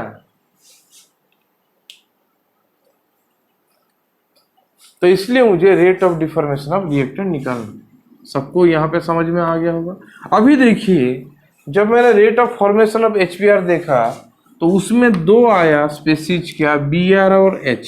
ये दोनों ही हाईली अनस्टेबल स्पेसीज है, क्योंकि एटम्स है और रेडिकल है बोल सकते हैं, तो वो अनस्टेबल है। तो इनके लिए हम क्या करेंगे? स्टेडी स्टेट अप्रोक्सीमेशन यूज करेंगे, हाँ या ना?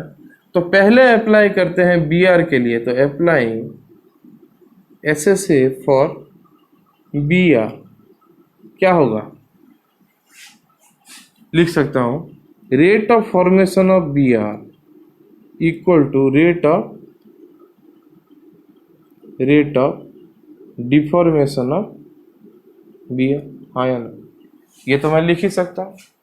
Rate of formation of Br equal to rate of deformation of Br, मैं ये तो लिख सकता हूं। तो मेरा rate of formation of Br क्या होगा? Rate of formation of Br है, Br कहाँ कहाँ बन रहा है? इधर एक, उसके बाद कहाँ पे Br और कहाँ पे बन रहा है? इधर एक और इधर एक, 3 जगह पे बन रहा है। और डिफॉर्म कहाँ कहाँ हो रहा है? डिफॉर्म कहाँ कहाँ हो रहा है? डिफॉर्म हो रहा है यहाँ पे और यहाँ पे, है ना। तो रेट ऑफ फॉर्मेशन में मैं क्या लिखूंगा, दैट इम्प्लाइज पहला स्टेप। तो पहला स्टेप में क्या लिखना है, पहला स्टेप में लाइट का इन्वॉल्वमेंट हो रहा है, तो रेट किसके ऊपर डिपेंड करेगा, इंटेंसिटी ऑफ ऑब्जर्वेशन के लिए ऊपर, ठीक है। तो देखो rate of formation of B R by D T, इसमें अगर लिखा तो half D R by D T equal to क्या हो जाएगा, रेट, जो कि किसके ऊपर डिपेंड करेगा, इंटेंसिटी ऑफ ऑब्जर्वेशन के ऊपर, पहला स्टेप के लिए। तो दैट इंप्लाइज मैं लिख सकता हूँ D B R by D T equal to क्या लिख सकता हूँ, 2IABS, आया ना। नहीं तो मैं ऐसे समझ सकता हूँ कि 2 BR फॉर्म हो रहा है, इसीलिए लाइट कितना चाहिए, अगर इंटेंसिटी 1IABS है तो मेरा रेट किसके ऊपर डिपेंड करेगा, 2 इंटेंसिटी ऑफ ऑब्जर्वेशन के ऊपर डिपेंड करेगा। तो उसको लिख दिया मैं 2IABS, समझ में आया, क्योंकि 2 मॉलिक्यूल ऑफ बीआर का फॉर्मेशन हो रहा है, ठीक है। उसके बाद और कहाँ फॉर्म हो रहा है, और कहाँ फॉर्म हो रहा है, देखो और 2 जगह फॉर्म हो रहा है, अच्छे तरह से देखो, एक यहाँ पे एक यहाँ पे। तो लिख सकता हूँ K3HBr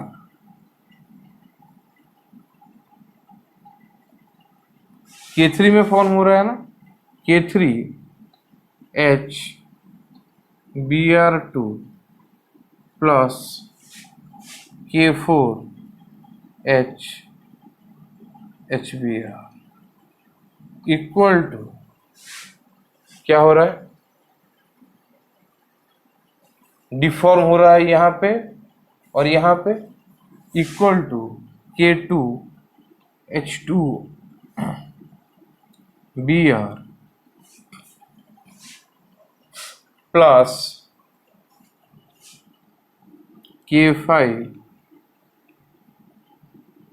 का क्या हो जाएगा, ये स्क्वायर, क्योंकि 2 Br है, Br का क्या हो जाएगा, स्क्वायर हो जाएगा, क्योंकि कितना Br है, 2 Br है, हाँ या ना। उसके बाद देखिए यहाँ पे आप एक गलती भी कर रहे हो, क्या गलती कर रहे हो अभी बताता हूँ। Rate of deformation of Br बोला है, rate of deformation of Br का मीनिंग क्या है, dBr बाय dt, ये है rate of deformation of Br ना, नहीं आया ना। तो यहाँ पे Br का डिफॉर्मेशन हो रहा है, ठीक है। तो यहाँ पे हम इसको ऐसे भी लिख सकते हैं कि 2Br K5 giving rise to क्या, Br2, ऐसे भी लिख सकते हैं। तो इससे क्या इक्वेशन मिला, -12 dBr by dt equal to क्या हो रहा है, K5 इंटू Br का स्क्वायर हो रहा है, हाँ या ना। तो मेरा that implies -dBr by dt equal to क्या हो रहा है, 2 इंटू K5Br का स्क्वायर, हाँ या ना, 2 इंटू K5Br का स्क्वायर। इसीलिए यहाँ पे क्या होगा, यहाँ पे 2 मल्टीप्लाई होगा, समझ में आया। हमें रेट ऑफ फॉर्मेशन निकालना है, रेट ऑफ डिफॉर्मेशन निकालना है। फॉर्मेशन में यहाँ पे 2 था इसलिए ऐसे हुआ, डिफॉर्मेशन में यहाँ पे 2 है, दोनों का डिफॉर्मेशन हो रहा है तो 2 मल्टीप्लाई होगा, समझ में आया। तो इसको मैंने दे दिया क्या, इक्वेशन 2, इसको मैंने दे दिया क्या, इक्वेशन 2। अच्छे तरह से सबको समझ में आ गया होगा, मुझे लग रहा है कि आ गया होगा, ठीक है।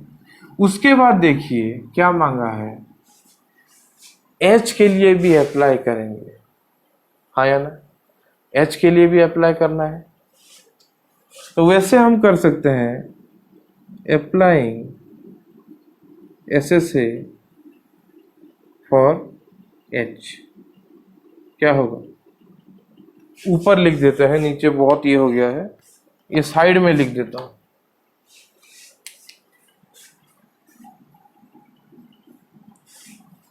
यहां तक आप नोट डाउन कर लीजिए,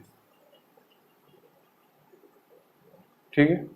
तो H के लिए अगर मैंने अप्लाई किया SSA, तो H क्या हो रहा है, कहाँ पे फॉर्म हो रहा है, H का फॉर्मेशन एक यहाँ पे हो रहा है, और हो रहा है क्या, नहीं हो रहा है। उसके बाद देखिए H का डिफॉर्मेशन कहाँ पे हो रहा है, 1 और 2 जगह पे हो रहा है, हाँ या ना। H का फॉर्मेशन एक जगह पे हो रहा है, H का डिफॉर्मेशन क्या हो रहा है, 2 जगह पे हो रहा है, ठीक है। तो मैं लिख सकता हूं, क्या लिख सकता हूं,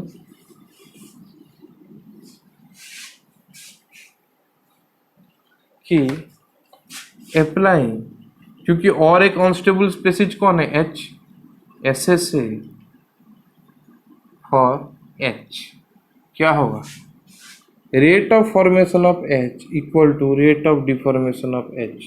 फॉर्मेशन कौन सा स्टेप है, सेकंड वाला, तो K2 BrH2 इक्वल टू क्या हो रहा है, K3 deformation H Br2 plus K4 H Br, K4 H HBr, आया ना, HHBr। इसको मैंने दे दिया इक्वेशन क्या, 3। उसके बाद मेरा इक्वेशन 2 क्या है, लिखिए, फ्रॉम 2 में क्या मिल रहा था, अपना नोट देखिए, 2 में मेरा मिल रहा था 2IBS plus K3H Br2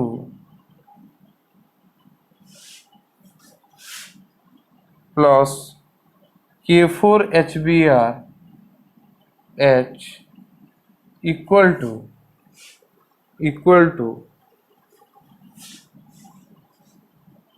K2 H2 Br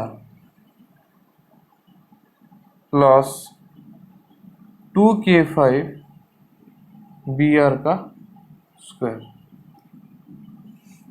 2K5 Br का स्क्वायर।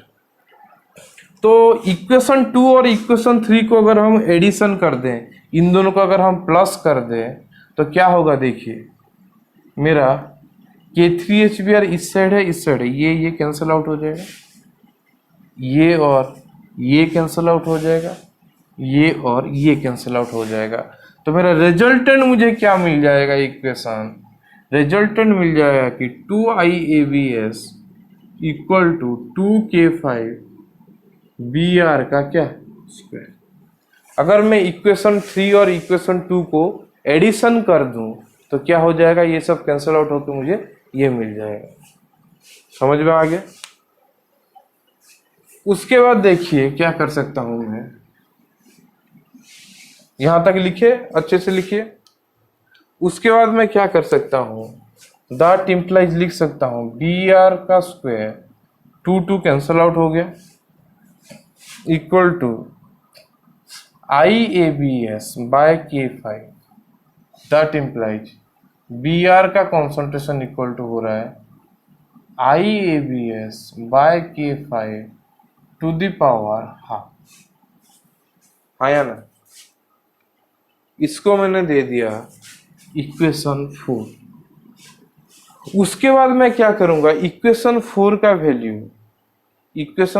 वैल्यू 3 में अगर पुट कर दिया, इक्वेशन 4 का वैल्यू अगर 3 में, इधर यहाँ पे पुट कर सकते हो, नहीं तो यहाँ पे पुट कर सकते हो, आपका जहां पे भी मन हो आप पुट कर सकते हो, ठीक है।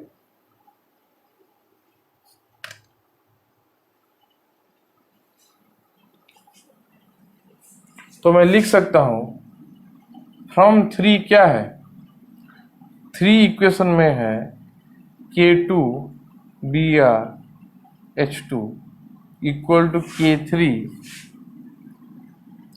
H Br2 plus K4 H HBr। आया ना। इक्वल टू मैं लिख सकता हूं, अगर मैंने H को कॉमन ले लिया तो K3 Br2 plus K4 HBr into क्या हो गया, H का कॉन्सेंट्रेशन। आया ना।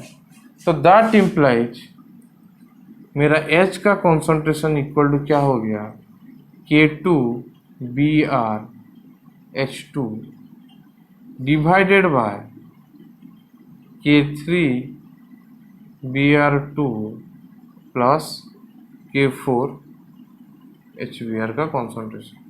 ठीक है, ये मुझे मिल गया इसको सॉल्व करके, हाँ या ना, ये मुझे मिल गया इसको सॉल्व करके। उसके बाद नेक्स्ट स्टेप में हम क्या करेंगे, ये जो Br है, देखिए हमें लास्ट में क्या चाहिए, स्टेबल वाला चाहिए या नहीं। यहाँ पे देखिए Br का कॉन्सेंट्रेशन में और कोई अनस्टेबल स्पेसीज नहीं है। वैसे H का में भी हमें चाहिए, तो H में कौन है, Br है। तो Br का वैल्यू अगर हम यहाँ पे पुट कर दें तो हमें H का भी वैल्यू इन टर्म्स ऑफ क्या मिल जाएगा, स्टेबल स्पेसीज के इन टर्म्स में मिल जाएगा। ठीक है, तो स्टेबल स्पेसीज के टर्म में मिलने के लिए हमें क्या करना पड़ेगा, putting the value of Br, value of Br क्या होगा, H equal to K2, Br का वैल्यू क्या है, IABS by K5 to the power half H2 divided by K3Br2 plus K4HBr। ठीक है, यहां तक सबको समझ में आ गया, आ गया होगा सबको समझ में। अभी क्या करेंगे, इसको हम दे देते हैं इक्वेशन 5। इक्वेशन 4 और इक्वेशन 5 मतलब H और Br का जो वैल्यू है, हम उसको इक्वेशन किस में पुट करेंगे, इक्वेशन 1 में पुट करेंगे, जिसमें rate of formation of HBr हमने निकाला था। तो आप पहले इतना लिख लीजिए, उसके बाद हम आगे बढ़ते हैं। ठीक है,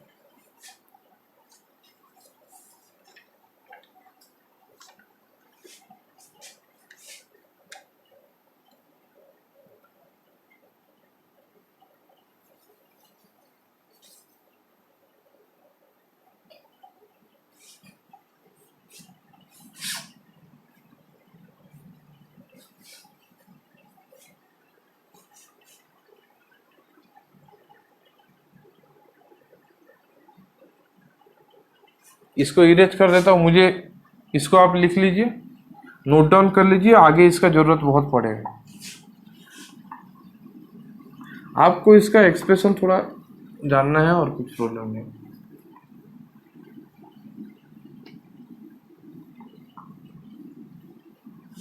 ठीक है, अभी आगे बढ़ते हैं।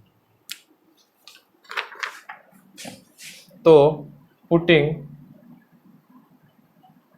Values of H and Br in equation 1। Equation 1 क्या था पहले देखिए, इक्वेशन 1 मेरा क्या था, उसको देखिए, उसके बाद आप पुट करना। इक्वेशन 1 मेरा था dHBr by dt equal to K2H2Br H2Br plus K3HBr2 minus K4HBr HBr। तो इसको मैं लिख सकता हूं K2H2Br plus K3Br2 minus K4HBr whole common H। उसके बाद हम वैल्यू पुट कर देंगे, किसका किसका, Br और H का।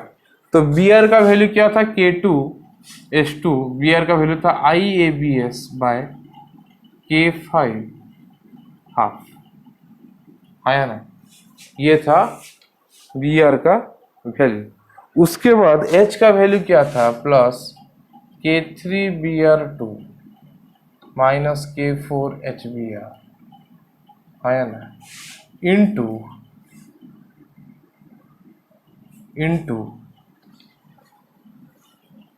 K2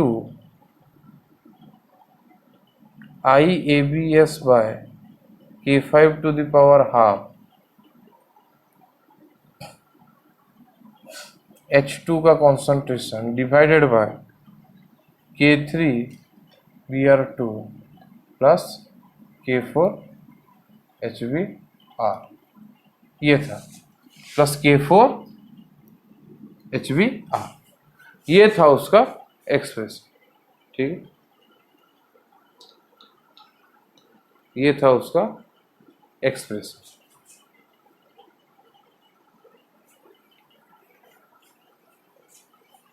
अच्छे तरह से थोड़ा लिख देता हूँ, K3Br2 plus K4HBr।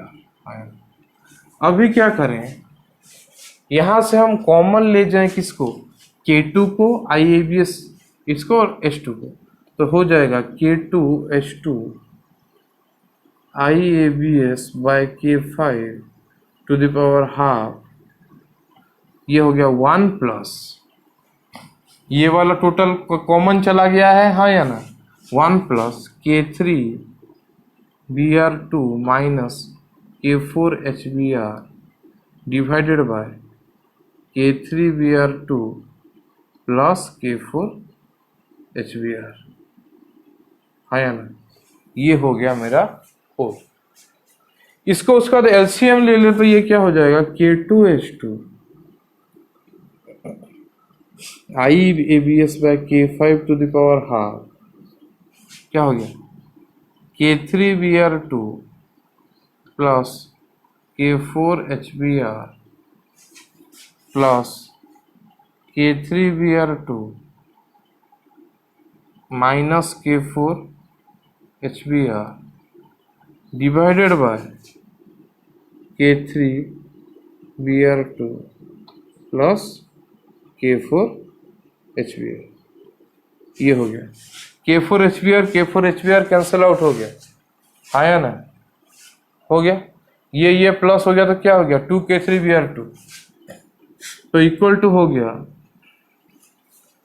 Equal to क्या हो गया लिखिए, इक्वल टू हो गया K2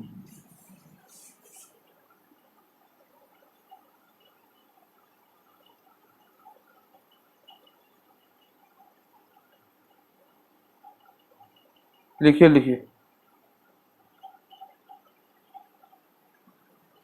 K2H2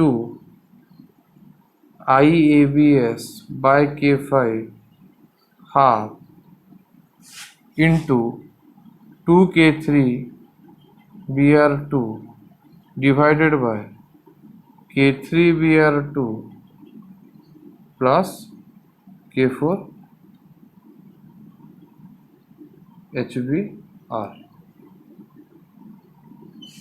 K4HBr, ये किसका वैल्यू हो गया, DHBr बाय DT का वैल्यू,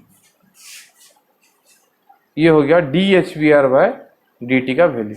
तो आप यहां तक पहले लिख लीजिए, उसके बाद हम आगे बढ़ते हैं, यहां तक आपको पता चल गया होगा।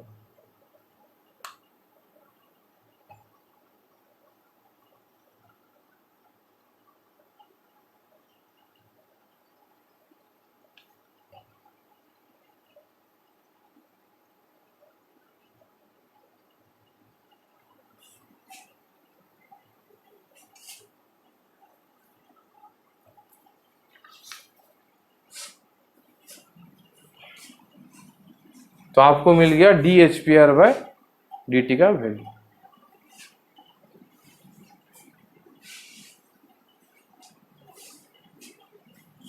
ठीक है,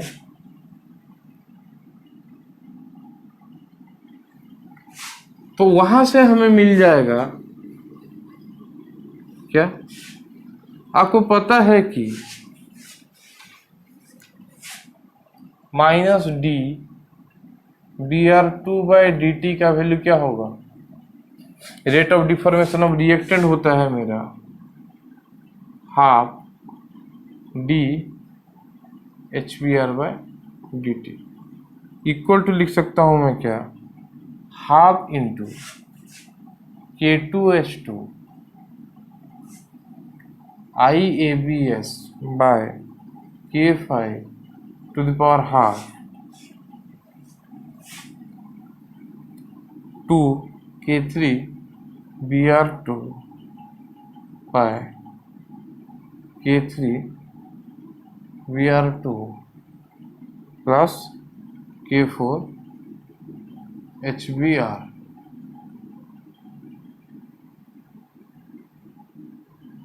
ठीक है, टू टू कैंसल आउट हो गया, तो इक्वल टू क्या हो जाएगा? अगर K3Br2 मैंने कॉमन ले लिया तो इसको मैं लिख सकता हूँ ऐसे, इसको आगे ले आता हूँ, K2 IABS by K5 हाफ, H2 रह गया इधर, इधर क्या हो गया 1 बाय K3Br2 कॉमन ले लिया मैंने तो 1 plus K4 HBr by K3Br2। ऊपर से K3Br, नीचे से K3Br2 कॉमन ले लिया, ऊपर से उसको कैंसल आउट कर दिया, हमने उतना ही किया है। ठीक है, ज्यादा कुछ नहीं किया है, ये हो गया। तो इसको भी मैं ऐसे ही लिख सकता हूँ, इसको भी मैं ऐसे लिख सकता हूँ, इस फॉर्म में कर सकता हूँ। नहीं लिखा है, आप इसको भी ये वाला फॉर्म में कन्वर्ट कर सकते हो। क्या लिख सकते हो इसको? इक्वल टू क्या हो गया ये K2 IABS by K5 हाफ H2 divided by 1 plus K4 HBr by K3Br2। हाँ या ना? ये आप लिख सकते हो, ये आप लिख सकते हो, आपका मर्जी, आपका मर्जी, आप लिख सकते हो, नहीं भी लिख सकते हो। ठीक है,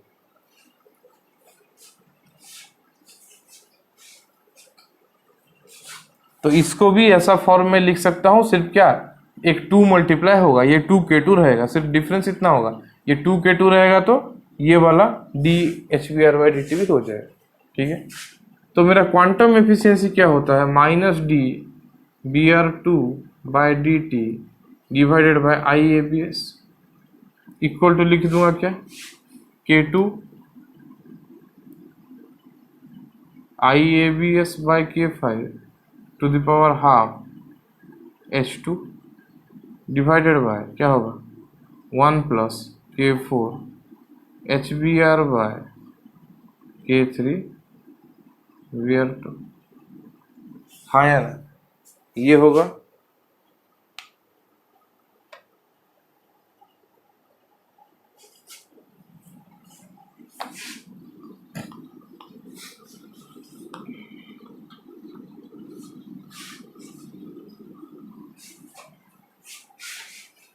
तो दैट इम्प्लाइज इनटू क्या होगा 1 बाय IABS, इधर IABS इधर IBS कैंसल आउट हो गया, हाफ है रूट ओवर है, कैंसल आउट हो गया, तो ये क्या हो जाएगा K2 इंटू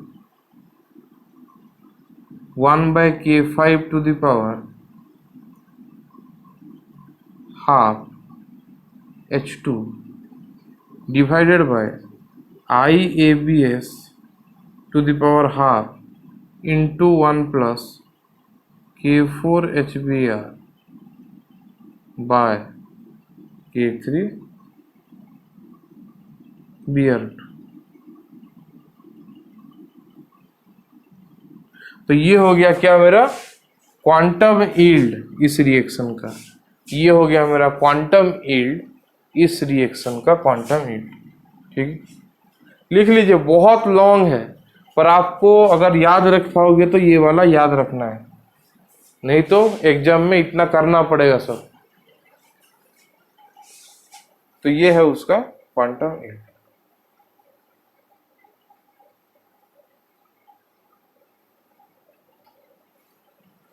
तो एट रूम टेम्परेचर क्या रहता है?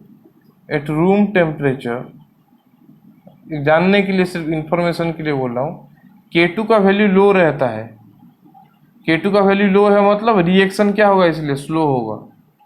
ठीक है, तो अगर हम टेम्परेचर इंक्रीज करेंगे देन क्या होगा, K2 इंक्रीज होगा, तो मेरा क्वांटम एफिशिएंसी भी क्या होगा, इंक्रीज होगा, क्योंकि K2 के साथ वो डायरेक्टली प्रोपोर्शनल है। तो at room temperature reaction slow होता है, इसलिए K2 का वैल्यू लो रहता है, पर अगर हम टेम्परेचर इंक्रीज करेंगे तो K2 इंक्रीज होगा, तो मेरा क्वांटम एफिशिएंसी भी क्या हो सकता है, इंक्रीज हो सकता है इस रिएक्शन में।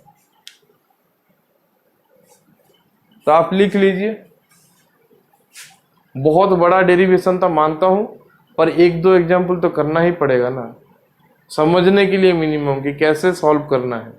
एक बार समझ लिए तो आपको छोटा कुछ भी मिलेगा आप कर लोगे, ठीक है। ये उसका फोटोकेमिकल रिएक्शन अगर हो रहा है तो इस टाइप का एक्सप्रेशन आ रहा है। अगर फोटो केमिकल ना होकर सिर्फ चेन रिएक्शन होता, जो थर्मल रिएक्शन अगर डायरेक्ट हो जाता, तो आपको मैंने पहले करवा दिया है, उसका एक्सप्रेशन अलग आया। इससे समझ में आया? ये जो dHbr/dt का जो एक्सप्रेशन मैंने निकाला था वो आपका डिफरेंट आया होगा, आप देख सकते हो उसमें डिफरेंट आया होगा।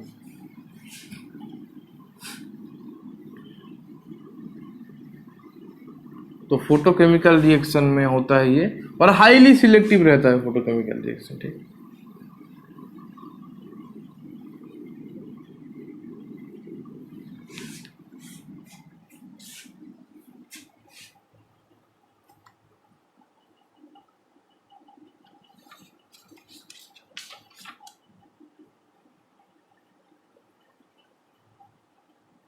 उसके बाद नेक्स्ट देखिए,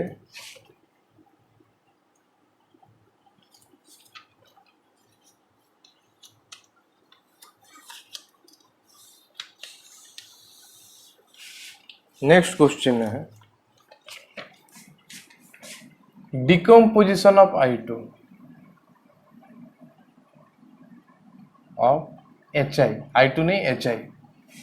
ये वाला मैं आपको क्वांटम यील्ड मांग देता है, ये वाला क्वेश्चन आपका आया है बहुत बार, तो इसका क्या करें देखिए। तो उसमें मैकेनिज्म दिया है क्या, पहले लिख लीजिए। HI H न्यू दिया है, H+I दे रहा है, ठीक है। उसके बाद क्या हो रहा है, H+HI रिएक्ट करके दे रहा है H2+I। उसके बाद I+I रिएक्ट करके क्या दे रहा है, I2, ठीक। ये उसका दिया है, इसके लिए H म्यू, इसके लिए K2 दिया है, इसके लिए K3 दिया है, ठीक है। डिकम्पोजिशन ऑफ क्या दिया है, HI। तो आप देखिए जहां पे H न्यू दिया है वो क्या होगा, प्राइमरी प्रोसेस होगा, आया ना। ये दोनों क्या होगा, सेकेंडरी प्रोसेस होगा, ठीक है।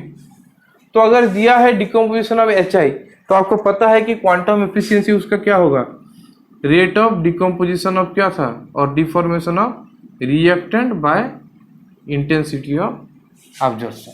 हाँ, तो ये जो H न्यू है वो कितना ऑब्जर्व करवा रहा है, AIABS ऑब्जर्व करवा रहा है, उससे डिवाइड होगा क्वांटम एफिशिएंसी के लिए।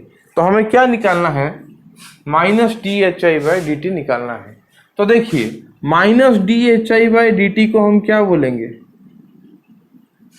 इसको हम ऐसे भी बोल सकते हैं, रेट ऑफ डिफॉर्मेशन ऑफ क्या, HI। हम इसको rate of deformation of HI भी बोल सकते हैं। तो HI कहाँ कहाँ पे डिफॉर्म हो रहा है वो हमें देखना है, ठीक है। Rate of deformation of HI हमें देखना है, और रेट ऑफ क्या बोल सकते हैं इसको, डिसअपीयरेंस।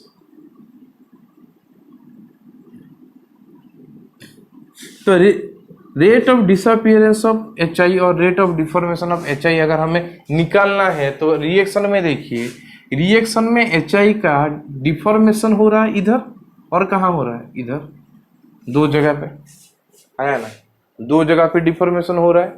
तो इक्वल टू मैं क्या लिखूंगा, एक तो IABS आएगा जो कि मेरा प्राइमरी प्रोसेस के लिए है, क्योंकि मेरा -dHi/dt क्या हो जाएगा, IABS।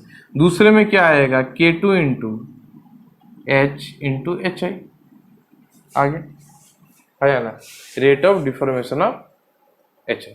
उसके बाद देखिए मेरा जो H है ये क्या है, अनस्टेबल है, आया ना। तो मैं क्या करूंगा, अप्लाइंग SSA फॉर क्या, H के लिए SSA यूज करूंगा, तो मैं क्या बोलूंगा, rate of formation of H equal to rate of deformation of क्या, H। ठीक है। Rate of formation of H equal to rate of deformation of H।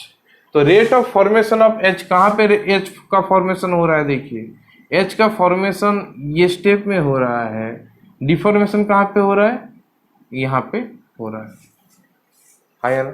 H का डिफॉर्मेशन कहाँ पे हो रहा है, वहां पे हो रहा है।